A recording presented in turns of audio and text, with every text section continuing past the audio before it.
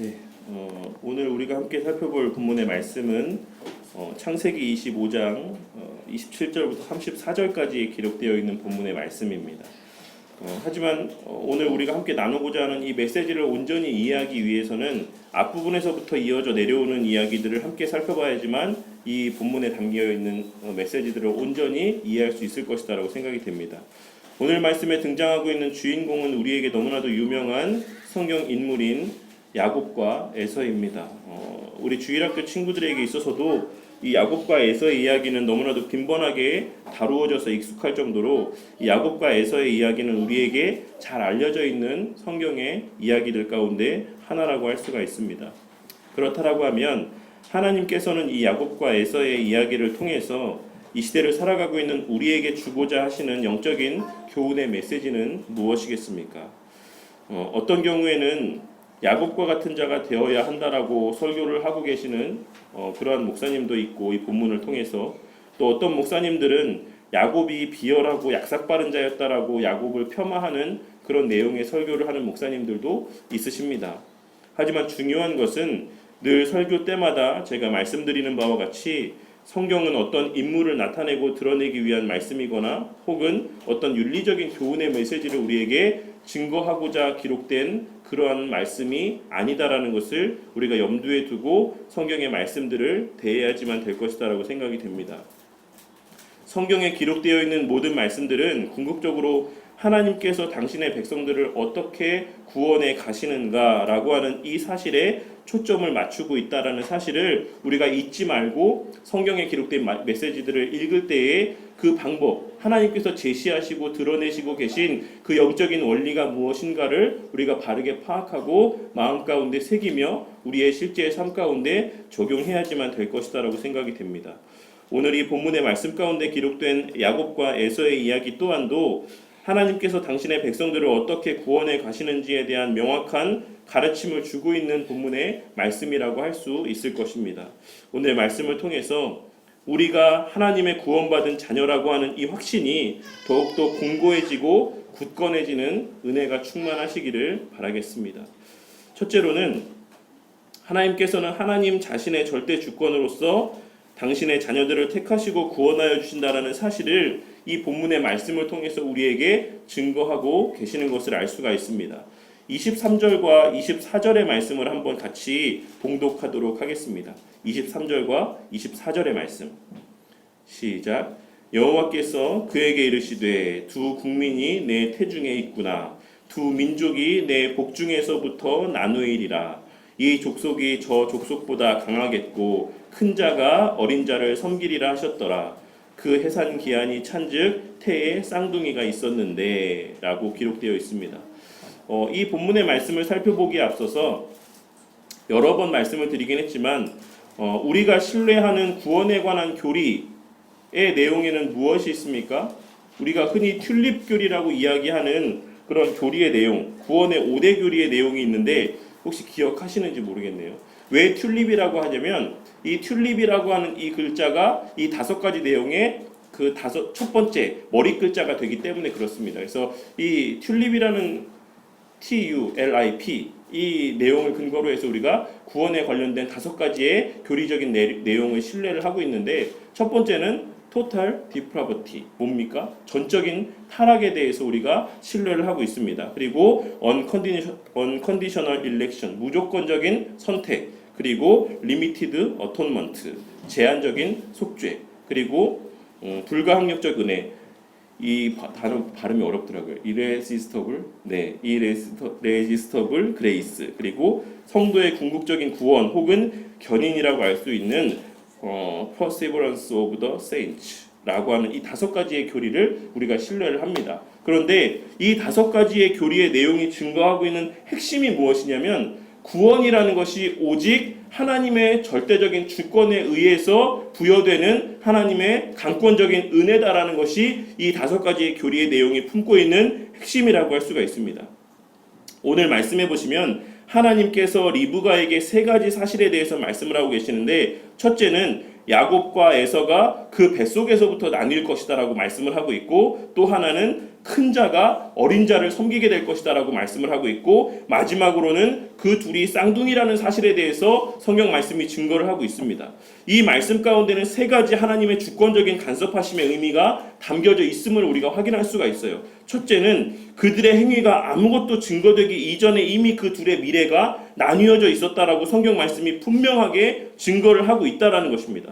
아직 어머니의 복중에 있는 그 둘이 나뉘어지는 데 있어서 그들이 나타내 보인 것이 아무것도 없다라는 것을 우리가 확인할 수가 있어요. 그렇기 때문에 의도적으로 하나님께서는 그들에게 복중에 있을 때에 내가 나누었다라고 말씀을 하고 있는 것입니다. 그들이 세상에 태어나서 사람들의 눈앞에 보여지는 가시적인 어떠한 행위도 나타나기 이전에 하나님께서는 이미 야곱과 에서를 나누어 놓으셨다라고 성경 말씀은 분명하게 선포를 하고 있어요. 말라기 선지자를 통해서 기록해 하신 1장 2절과 3절 말씀에 보시면, 나 여호와가 말하노라, 에서는 야곱의 형이 아니냐, 그러나 내가 야곱을 사랑하였고 에서는 미워하였으며 그의 산들을 황폐하게 하였고 그의 산업을 광야의 이리들에게 넘겼느니라라고 하나님께서 이 본문의 말씀을 갖고 말라기 선지자를 통해서 또 로마서의 말씀을 통해서 제차 3차 이 사실에 대한 것을 확증해주고 있는 것을 알 수가 있습니다.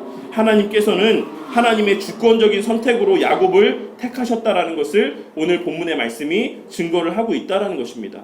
이에 대한 기본적인 의문의 내용은 오후에 있을 그 새가족반 시간에 다시 한번 더 깊이 있게 다루도록 하겠습니다. 둘째로는 구원이 당연한 특권으로서 주어지는 것이 아니라 하나님의 간섭으로서 주어진 은혜다라는 사실을 이 말씀을 통해 우리에게 증거를 하고 있습니다. 큰 자가 어린 자를 섬긴다라고 하는 이 표현은 형이 동생을 섬긴다라는 것이에요. 그런데 일반적인 우리가 알고 있는 유대의 관습에 의하면 장자가 집안에서의 모든 권리를 물려받는다라는 것을 우리가 익히 잘 알고 있습니다.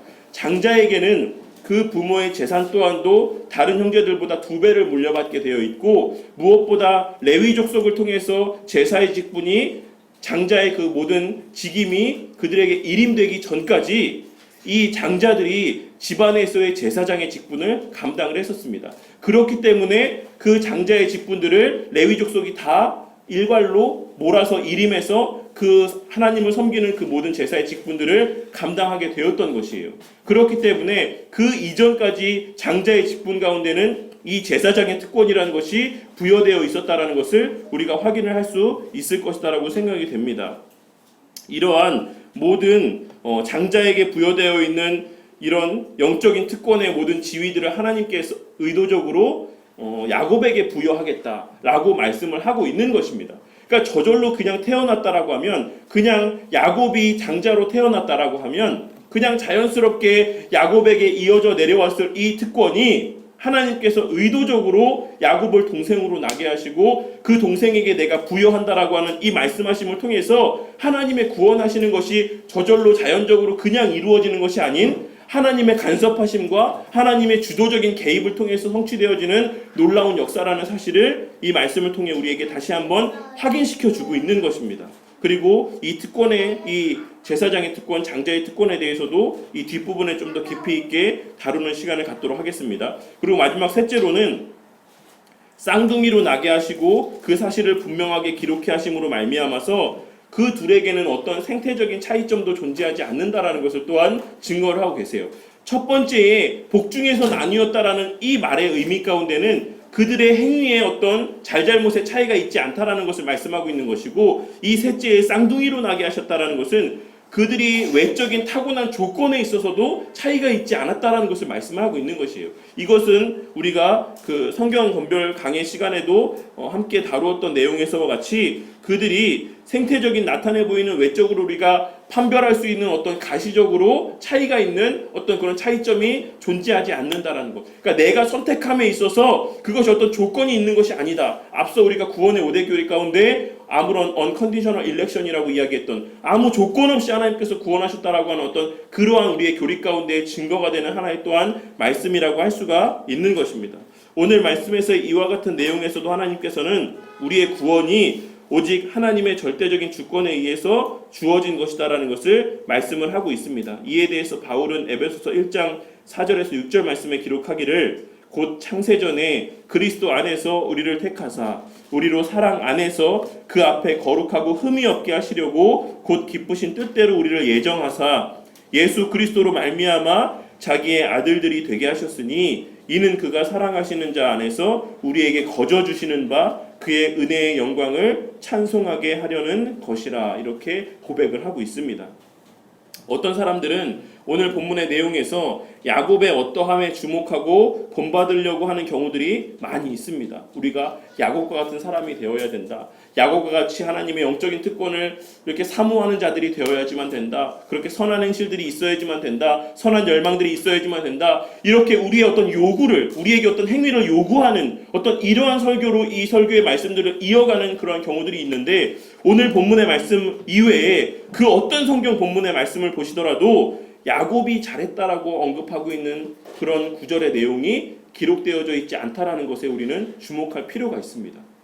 그 어느 성경 본문에도, 우리가 손에 쥐고 있는 이 성경 말씀 그 어디에도 야곱이 잘했다라고 기록하고 있는 본문이 없어요.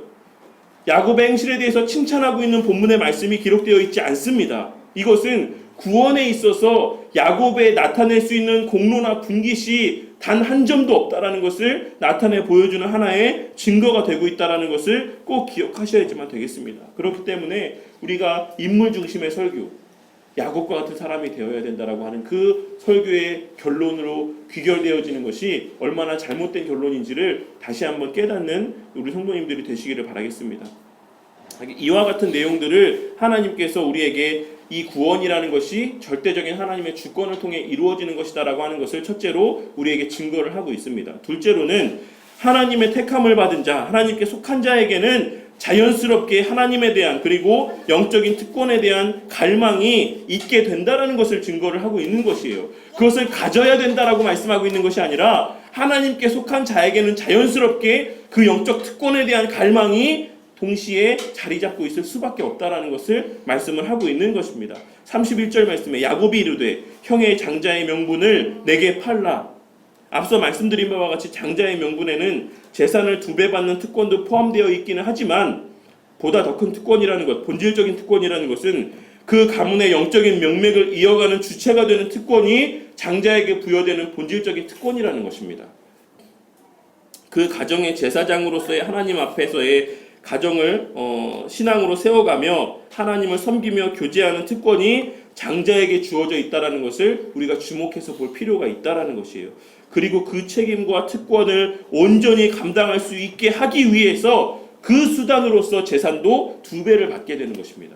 그러니까 그것이 본래 목적이 재산을 많이 받는 것에 있는 것이 아니라, 너가 재산을 많이 받았으니까 이 제사장의 특권도 감당해, 이것 직무도 감당해, 이것이 아니라 제사장의 선한 그 영적인 특권을 감당하게 하기 위해서, 온전히 감당하게 하기 위해서 물질적으로도 더 다른 형제들보다 부요한 수단으로서의 은혜들을 그에게 부여해 준다라는 사실입니다.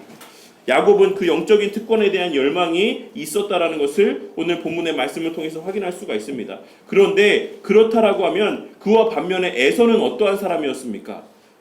성경 본문, 오늘 본문에서 성도님들께서는 야곱의 이 거래 제안에 대해서 어떤 생각을 갖고 계셨습니까? 그동안 야곱이 이렇게 형에게 팥죽 한 그릇에 장자의 명분을 팔라고 이렇게 제안하는 것에 대해서 어떤 생각을 갖고 계셨는지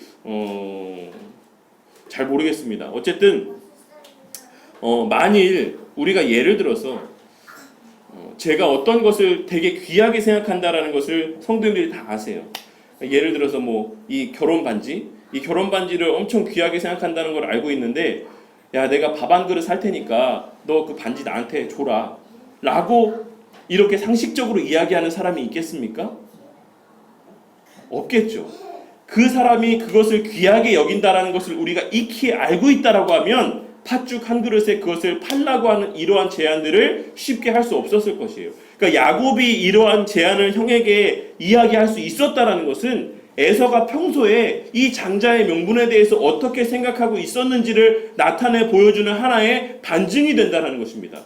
평소에 에서라는 이 사람은 장자의 명분에 대해서 크게 큰 가치를 두지 않고 있었다는 것이에요. 그렇기 때문에 이러한 환경들이 되었을 때 주저없이 야곱은 이 팥죽 한 그릇 줄 테니까 그 장자의 명분을 팔겠느냐라고 하는 이러한 제안을 그 형에게 할 수 있었다라는 사실입니다. 그리고 그 말에 대해서 에서는 평소에 그가 갖고 있었던 생각과 같이 32절 말씀에서와 같이 내가 죽게 되었으니 이 장자의 명분이 내게 무엇이 유익하리오라고 이야기하면서 이 팥죽 한 그릇에 장자의 명분을 팔고 맙니다.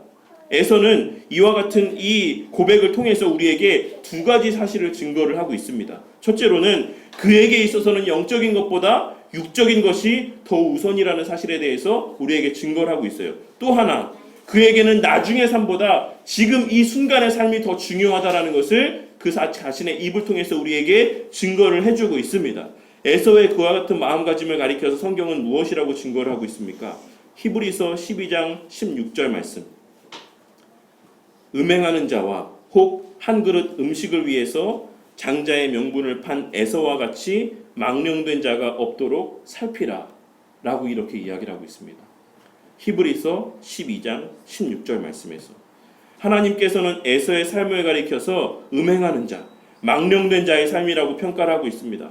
본문에서 망령되다라고 번역되어 있는 이 표현의 의미는 기본적인 의미는 원문적인 그냥 기본적인 표면적 의미는 더러움이라는 표현입니다. 라틴 성경에서는 이 더러움이라는 의미의 표현을 번역하기를 신앙심이 없는이라고 번역을 했어요. 루터는 이 번역을 함에 있어서 무신론자라고 번역을 했습니다. 그리고 루터는 이와 동일한 의미의 표현을 번역을 할 때에 어디에 또 사용을 했냐면 시편 1편 1절에서 악인을 번역할 때도 지금 이 에서에 해당되는 이 표현을 사용을 했습니다. 그러니까 이 에서라는 사람이 이 망령된 자다 이라는 표현, 이 더러운 자다 라고 하는 이 표현을 루터는 이 사람이 악인이라는 사실에 대해서 표현할 때 이 표현을 사용했다라는 것입니다.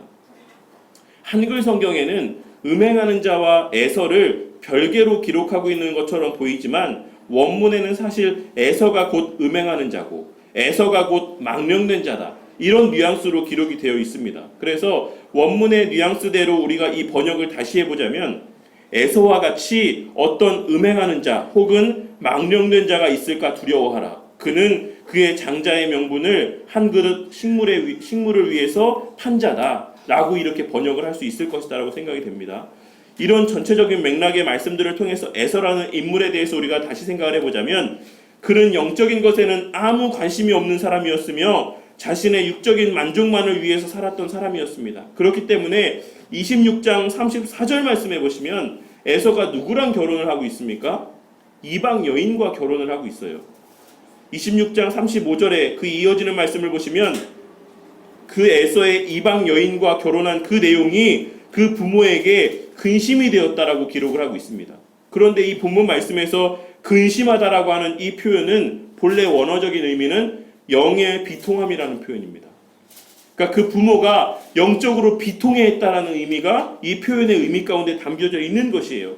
이삭과 리브가는 이방 여인과 결혼한 에서를 보면서 그 영적으로 비통함을 느꼈다라는 사실입니다. 그만큼 그 부모의 마음 가운데 비수가 되어서 그것이 그 부모를 찌르는 아픔이 되었다라는 것입니다.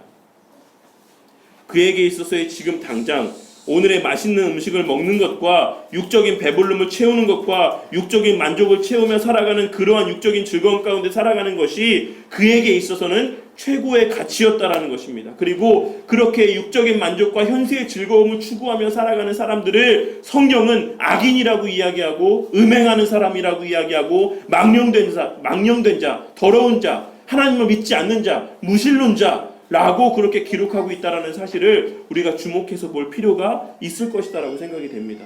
그런데 에서의 이와 같은 삶의 모토가 어딘가 오늘날 우리에게 좀 익숙하지 않습니까? 특히 우리 젊은 친구들에게 이 메시지가 이 에서의 삶의 모습이 좀 더 깊이 와닿지 않습니까? 오늘날 젊은 사람들이 추구하는 삶의 최고의 가치와 모토가 무엇입니까? 어른들은 잘 모를 수 있어요. 욜로라고 하는 삶입니다. 욜로가 뭡니까? 욜로는 You only live once라는 말의 앞글자만 딴 표현이에요. 그러니까 너는 한 번만 산다. 네 삶은 한 번뿐이다 라는 의미입니다. 그러니까 너 삶이 한 번뿐이니까 아껴두고 나중에 뭐하고 이러고 계획하지 말고 지금 당장 먹고 마시고 즐거운 거 네 하고 싶은 거 다 하면서 살아라 라고 하는 것이 오늘날 젊은 친구들이 살아가고 있는 삶의 모토라는 것이에요. 그런데 이 욜로의 삶이 비단 새로운 것이 아니다라는 것입니다. 이 욜로의 삶은 창세기에 에서가 벌써 이미 실천적으로 살고 있었어요. 내 삶은 한 번뿐인데 당장 내 배가 고파 죽겠는데 나중에 장자의 명분이 무슨 소용이 있냐. 나 당장 이 팥죽 한 그릇 먹고 배부르면 그게 땡이다. 이런 생각을 에서 때부터 갖고 있었다는 것입니다. 지금 시대에 새롭게 나온 그런 삶에 추구하는 방식이 아니다라는 것이에요. 성경이 말씀하고 있는 해 아래 새 것이 없다라고 하는 그 모든 메시지는 우리의 삶의 전 영역 가운데 동일하게 적용이 되고 있다라는 것을 우리가 꼭 기억을 해야지만 될 것이다라고 생각이 됩니다. 그리고 그와 같은 욜로와 같은 삶을 가리켜서 성경은 무신론적인 삶이다. 음행하는 삶이다. 라고 규정짓고 있다라는 것을 꼭 마음에 새기시기를 바라겠습니다. 반면에 야곱은 그러지 않았다라는 것이에요. 본래 야곱이 이 팥죽을 누구를 위해서 쓴 것입니까? 아, 형이 이제 배고프니까 오겠지? 그러니까 이 팥죽을 쓰고 있다가 형이 오면 딱 이 팥죽 한 그릇으로 내가 장자의 명분을 사야지? 이렇게 한 게 아니에요. 이 팥죽은 자기를 위해서 쓴 겁니다. 그러니까 지금 야곱이 팥죽을 쏘았다는 얘기는 무엇을 전제하고 있냐면 야곱도 배가 고프다라는 것을 전제하고 있는 것이에요. 야곱도 이 팥죽이 먹고 싶다라는 것이 전제되어 있는 사실입니다. 내가 배가 고파서 내가 먹으려고 쓴 팥죽을 마침 형이 와서 그 자리에 있었기 때문에 그것을 이용해서 장자의 명분을 사는데 자기의 배고픔을 참고 그것을 이용해서 더 귀한 것, 더 값진 것, 자기에게 있어서 더 가치 있는 것을 소유하는데 수단으로서 이 팥죽을 사용을 했다라는 사실입니다. 이러한 그의 이 적극적인 행위의 모습을 가리켜서 예수님께서 마태복음 11장 12절 말씀에서 이런 말씀하셨습니다. 꼭 이 야곱의 행동을 빗대서 하신 말씀은 아니지만 세례 요한의 때부터 지금까지 천국은 침노를 당하나니 침노하는 자는 빼앗느니라. 천국은 침노하는 자의 것입니다. 이 말이 본래 자기에게 주어져 있지 않은 것을 쟁취해서 얻는다라는 의미가 아닌 것을 앞서 전제되어 있는 말씀을 통해서 확인할 수 있을 것이다라고 생각이 됩니다. 이미 복중에서부터 천국이라는 것은 하나님께서 야곱에게 허락하신 거예요. 그런데 그렇게 천국을 소유받은 자의 마음 가운데는 그 천국을 쟁취하고자 하는 열망들이 자리하고 있다라는 것입니다. 제가 예전에 성경 건별 강의 시간에도 말씀을 드렸지만 가나안 땅이 분배된 것이 언제입니까? 가나안 정복 전쟁이 끝난 이후입니까? 이전입니까? 이전이에요. 전쟁을 시작하기 이전에 하나님께서 이미 이스라엘 백성들에게 가나안 땅을 허락해 주셨고 이미 그들에게 다 그것을 분배해 주셨다라는 사실입니다. 이미 하나님께서 주신 것을 그들은 쟁취하기 위해서 영적 전쟁의 현장으로 들어갔다라는 것이에요. 하나님의 사람들, 천국에 속한 자들에게 있어서는 그 천국을 갈망하고 열망하는 마음들이 자리할 수밖에 없다라는 것을 이 야곱의 행위를 통해서 우리에게 증거해주고 있는 것입니다. 이 팥죽을 통해서 이 천국이 야곱에게 주어진 것입니까? 아니라는 것이죠. 그 후에도 말씀해 보시면 그 이삭이 축복을 할 때 또 리브가가 어떻게 합니까? 털옷을 입고 가서 몰래 너 형 에서인 것처럼 해서 아버지의 축복을 다 받아라 라고 이렇게 이야기를 하죠. 이미 이때 장자권을 이 사람이 다 내가 얻었다라고 생각을 한다라고 하면 그 당시에 그 일을 행할 필요가 없겠죠. 이것을 통해서 내가 장자권을 얻겠다, 확실히 내 것으로 삼겠다 라고 하는 것을 증명하고 있는 것이 아니라 이 야곱이라는 사람의 삶에 있어서 무엇이 최고의 가치였는지를 증거해주는 하나의 수단이 되고 있다는 것이에요. 그의 삶에 있어서는 내가 지금 당장 팥죽 한 그릇을 먹고 이 배고픔을 없애는 것보다 내 육신의 배를 채우는 것보다 나는 영적인 특권을 누리는 것을 더 가치 있게 여긴다라고 하는 그 그리스도인의 바람직한 삶의 모습을 증거해주는 하나의 요소가 되고 있다는 사실입니다. 그리고 마지막 셋째로는 그 가치에 대한 열망이라는 것은 경건과 묵상, 곧 말씀과 기도 가운데 하나님께서 깨닫게 해주시고 깊어지게 해주시는 은혜라는 사실을 말씀을 해주고 있습니다. 27절의 말씀, 그 아이들이 장성함에 에서는 익숙한 사냥꾼이었으므로 들사람이 되고 야곱은 조용한 사람이었으므로 장막에 거주하니 라고 기록을 하고 있습니다. 에서는 날 때부터 건장하게 태어났고 매우 활달한 사람이었습니다. 반면에 야곱이라는 사람은 조용한 사람이었고 집안에 머물기를 좋아하는 사람이었습니다. 이것이 경건이나 묵상, 말씀과 기도와 무슨 관련이 있는 표현이라고 할 수가 있겠습니까? 계속해서 말씀드리고 있는 것처럼 성경이라는 것은 오늘 말씀을 통해 야곱의 에서의 삶을 통해서 그냥 어떤 그 개인의 삶에만 포커스를 맞추게 우리에게 증언해주고 있는 개인의 삶에 대한 기록이 아니라는 것을 우리가 주목할 필요가 있습니다.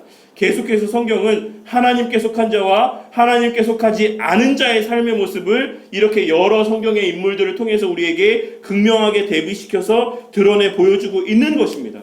그렇기 때문에 이 에서라는 사람이 활달한 사람이었다, 들사람이었다, 이 야곱이라는 사람은 집 안에 머물기를 좋아하는 조용한 사람이었다, 장막 안에 거하기를 즐겨하는 사람이었다, 이 표현 자체에도 우리에게 주고자 하시는 영적인 교훈의 메시지가 담겨져 있음에 대해서 우리가 간과해서는 안 된다라는 것입니다.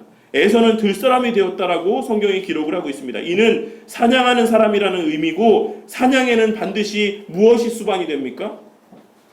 생명을 취함, 피를 흘림, 이것이 전제되어져 있어요. 사냥이라는 것을 해보신 분은 아시겠지만 어떤 살아있는 생명체의 생명을 쟁취하는 것에서 오는 쾌감이라는 것은 그것을 해보지 않은 사람은 알 수가 없어요. 요새 최근에 유명한 이슈가 되고 있는 하나의 큰 사건이 뭡니까?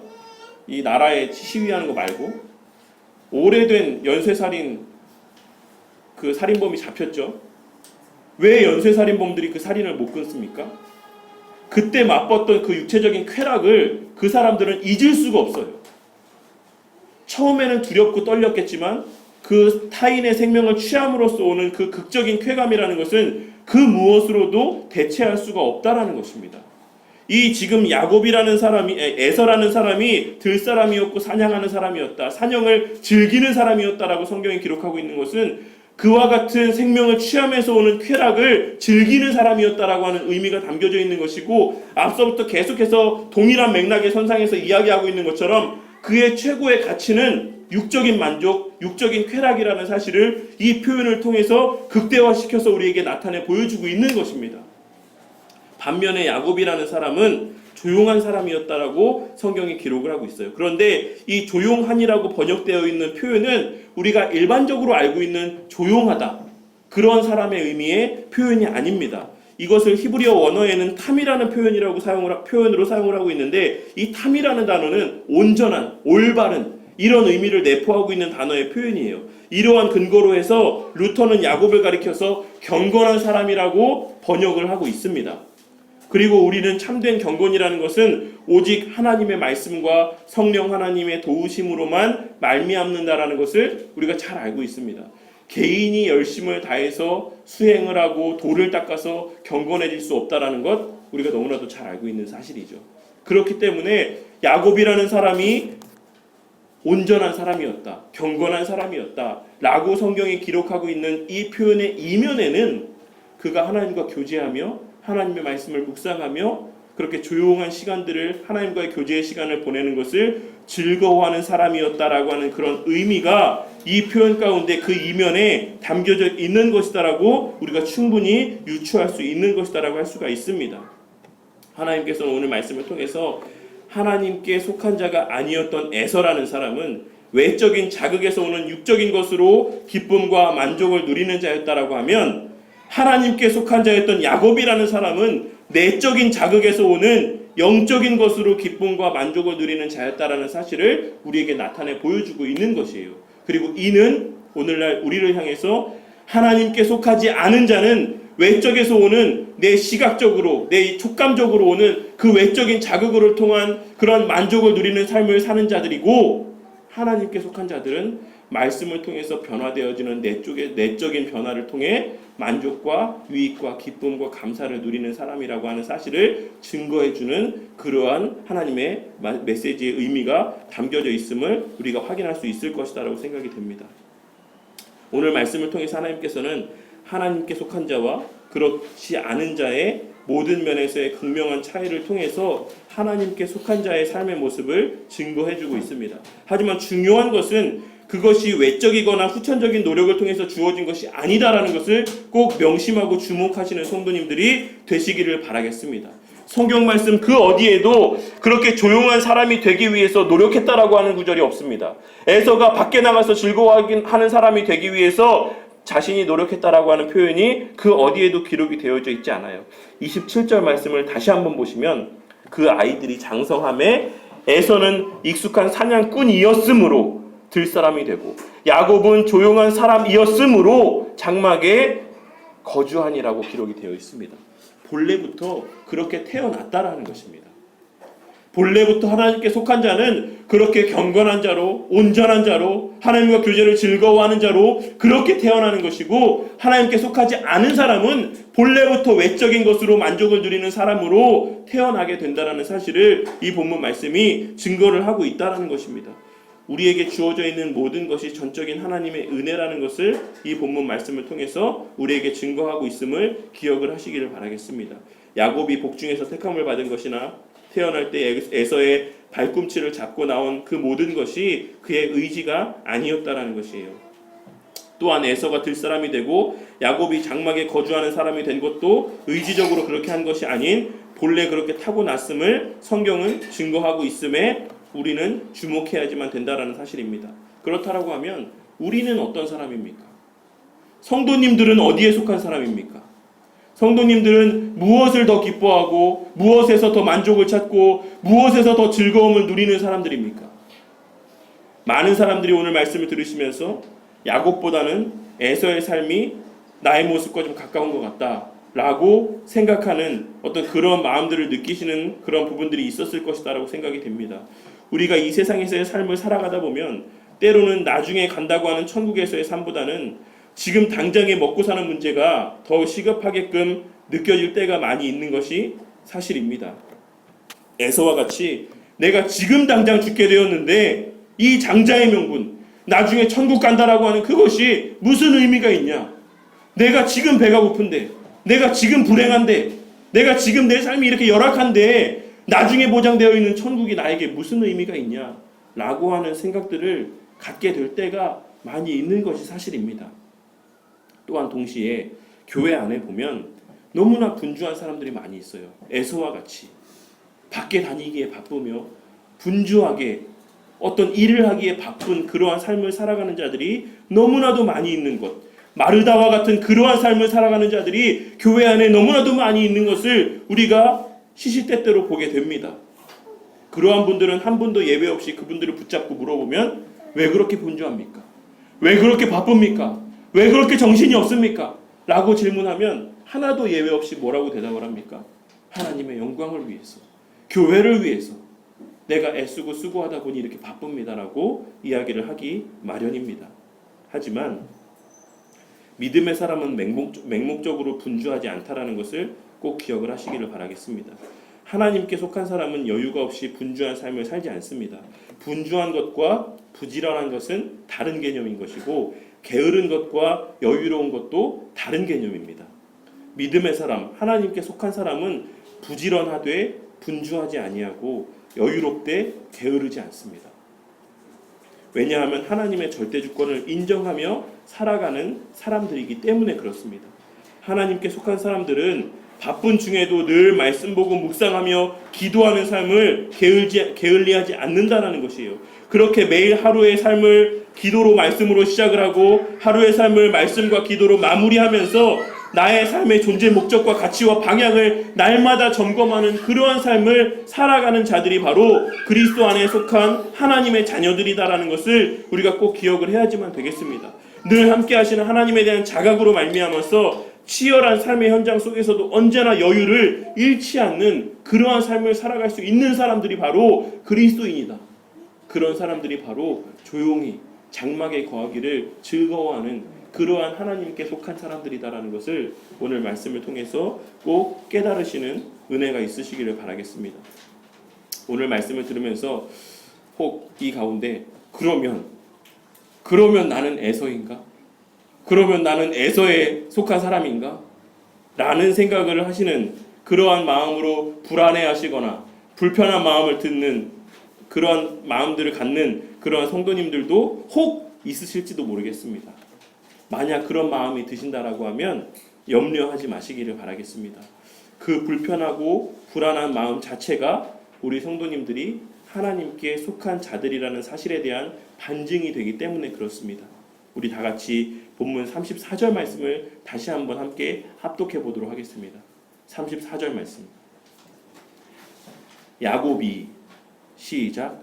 야곱이 떡과 팥죽을 에서에게 주매 에서가 먹으며 마시고 일어나 갔으니 에서가 장자의 명분을 가볍게 여김이었더라. 에서는 장자의 명분을 팔았음에도 이제 그 배가 채워졌음에도 거기에 대한 아무런 자각이 없었습니다. 아무런 찔림도 없었습니다. 아무런 불편함도 없었습니다. 그 어떤 불안함도 없었습니다. 그저 그는 그 육신의 배가 부른 상태에서 그냥 자기의 길을 갔다라고 성경은 기록하고 있음에 주목하시는 성도님들이 되시기를 바라겠습니다. 우리가 설교를 들으면서 우리 마음 가운데 드는 불편함과 불안함은 우리 주님께서 우리에게 주시는 선한 부담감이라는 사실을 깨닫는 은혜가 있으시기를 바라겠습니다. 그것 자체가 우리가 하나님께 속한 자들이라고 하는 하나의 징표가 된다는 것을 꼭 깨닫는 우리 성도님들이 되시기를 바라겠습니다. 우리를 분주함이 아닌 말씀 앞에서의 조용한 시간으로 이끌기 위한 하나님의 인도하심이며 그러한 말씀에 대한 묵상과 기도 가운데 우리 마음에 장자의 명분을 향한 열망, 영적인 특권에 대한 열망을 불러일으켜 주시기 위한 은혜의 과정이라는 사실을 꼭 깨닫는 우리 성도님들이 되시기를 바라겠습니다. 하나님께서는 우리를 아무 조건 없이 택하시고 우리가 거부할 수 없는 은혜를 불가항력적으로 부어주시는 분입니다. 그러니 그 불편한 마음 가운데 계속 버팅기지 마시고 그 불편한 마음 가운데 계속 버티지 마시고 산으로 들로 계속해서 나돌아다니며 분주하며 육신의 쾌락과 만족을 쫓는 그러한 삶이 아닌 여호와의 장막 안에 거하며 조용히 주님과 교제하기를 기뻐하는 자들이 되시기를 바라겠습니다. 주님 주시는 마음대로 오늘의 이 말씀이 우리 성도님들에게 낙심이 되는 것이 아니라 우리가 하나님께 속한 자들이라는 사실에 대한 확증이 되어지는 은혜의 말씀이 되어서 야곱에게 증거되었던 하나님께 속한 자의 그 선한 표징들이 우리 성도님들의 삶 속에서도 충만히 표출되어지기를 또한 그 때가 속히 임하게 되기를 주님의 이름으로 간절히 축원합니다.